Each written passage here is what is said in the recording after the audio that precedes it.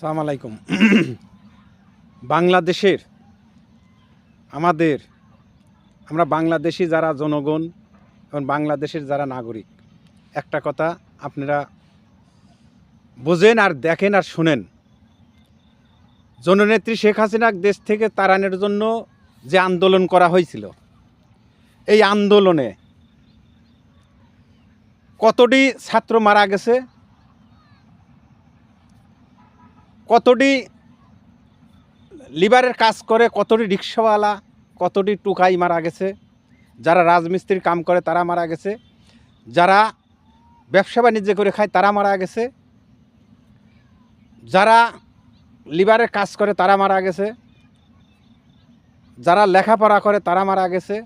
আমার প্রশ্ন বাংলাদেশের জনগণের কাছে, সারা বাংলাদেশের যত জনগণ আছেন তাদের কাছে আমার একটি প্রশ্ন, এই জননেত্রী শেখ হাসিনা তাড়ানোর জন্য এই আন্দোলনে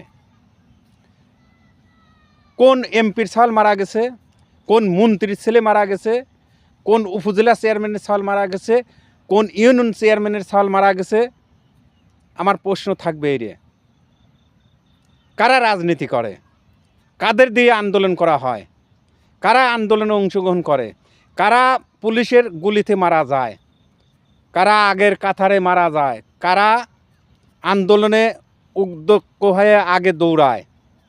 আমার প্রশ্ন, বাংলাদেশের যত মানুষ আছেন সবার কাছে আমার একটা প্রশ্ন, কোন এমপির ছাল মারা গেছে এবার, কোন মন্ত্রীর ছেলে মারা গেছে, কোন চেয়ারম্যানের ছাল মারা গেছে, কোন মেম্বারের ছেলে মারা গেছে, কোনো ধনী ব্যক্তির ছেলে মারা গেছে নাকি? আমার প্রশ্ন একটাই,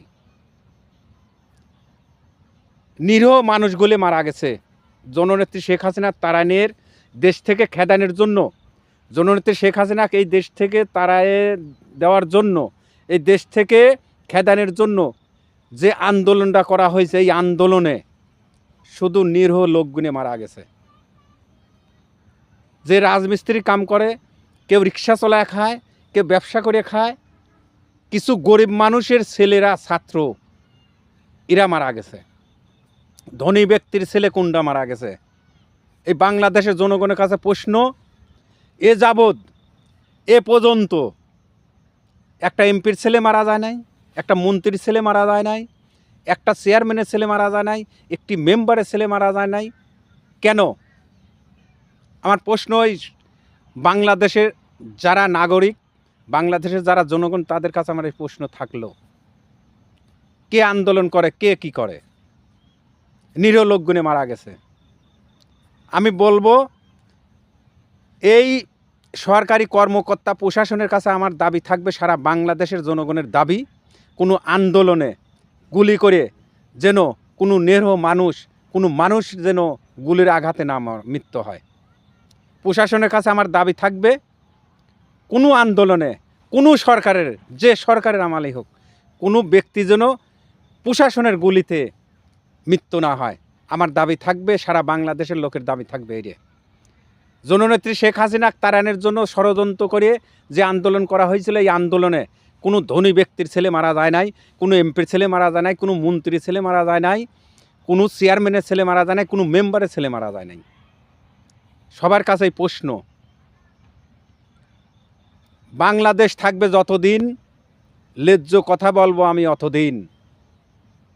দুনিয়া আমি যতদিন থাকবো এতদিন ন্যায্য কথা বলবো, ভয় করবো না কারুক দেখে। যতদিন থাকবো আমি এই দুনিয়ায়, ন্যায্য কথা বলবো এতদিন। আমার প্রশ্ন থাকলো এই আন্দোলনে কেন নিরীহ লোক মারা গেছে? আসসালামু আলাইকুম ওয়া রাহমাতুল্লাহ।